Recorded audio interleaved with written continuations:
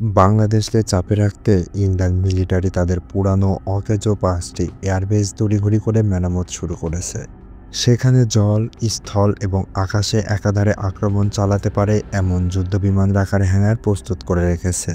খুব সম্প্রতি প্রকাশিত স্যাটেলাইট ইমেজে দেখা গেছে বাংলাদেশ সীমান্ত থেকে মাত্র ১১৮ কিলোমিটার দূরে অবস্থিত পশ্চিমবঙ্গের বর্ধমান জেলার অন্তর্গত পানাগড় এয়ারফোর্স স্টেশনকে পুনরায় মেরামত শুরু করেছে ইন্ডিয়ান এয়ারফোর্স। এতদিন যাবৎ এটি ইন্ডিয়ান আর্মি ৫৯তম infantry division C-130 transport squadron হিসাবে ব্যবহার হয়ে আসছে।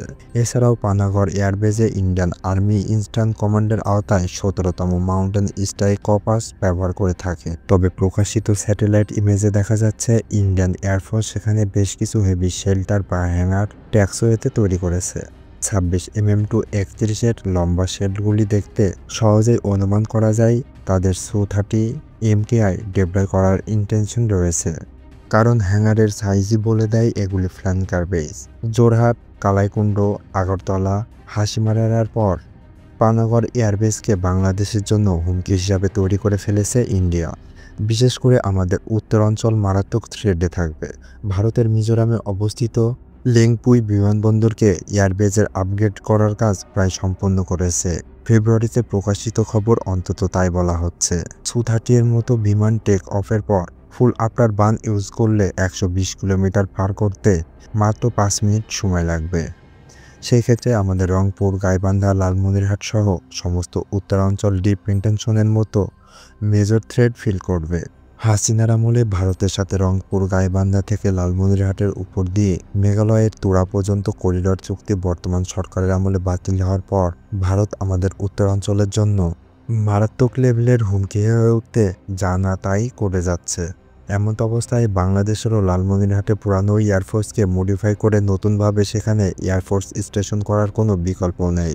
কাউন্টার থ্রেড তৈরি করতে না পারলে বাংলাদেশের আন্ডার থ্রেডে থেকে যাবে। ফেনী নদী থেকে, যার দূরত্ব ১৫৫ কিলোমিটার, আর খাগড়াছড়ি থেকে মাত্র ৪০ কিলোমিটার। তাই উত্তর দক্ষিণের থ্রেডকে বিবেচনা করে বাংলাদেশকে আরও বিমানবন্দরগুলোকে আপগ্রেড করতে হবে।